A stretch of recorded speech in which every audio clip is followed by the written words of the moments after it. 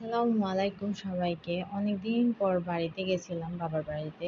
ছাদে ওঠা অনেকদিন পর। আর গিয়ে দেখি যে আমার আম্মু এতগুলা গাছ লাগাই রাখছে, মাশাআল্লাহ এত সুন্দর করে ফুল আসছে, প্লাস সবগুলা গাছের মধ্যে ফলও আসছে। আম গাছ থেকে শুরু করে ফুল গাছ, শাকের পাতাও অনেকগুলা গাছ রয়েছে এখানে। তারপর মেহেন্দি গাছ, মরিচ গাছ, মানে আমি টাচ করে দেখতেছিলাম, মানে কিভাবে টাচ করতেছিলাম যাতে নষ্ট না হয়। মরিচগুলা অনেক ঝাল নাকি। তারপর এটা হচ্ছে পেয়ারা গাছ, পেয়ারা গাছেও পেয়ারা প্রথম আসছে। খেয়ে বোঝা যাবে কেমন।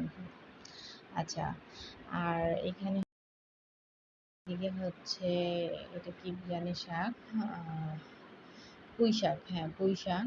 তারপর এটা হচ্ছে আম গাছ, এদিকে লেটুস পাতা, এদিকে লেবুর গাছ, এদিকে পানি পড়তেছে এখান থেকে বিকেলবেলা, সবগুলো গাছের মধ্যে পানি দেওয়া হয়। এদিকে পেঁপে গাছ, আম গাছ, বড় মরিচের গাছ।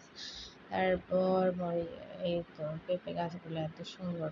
তারপর শাক পাতা, মানে বিভিন্ন ধরনের গাছ, শাক মিলে অনেক সুন্দর।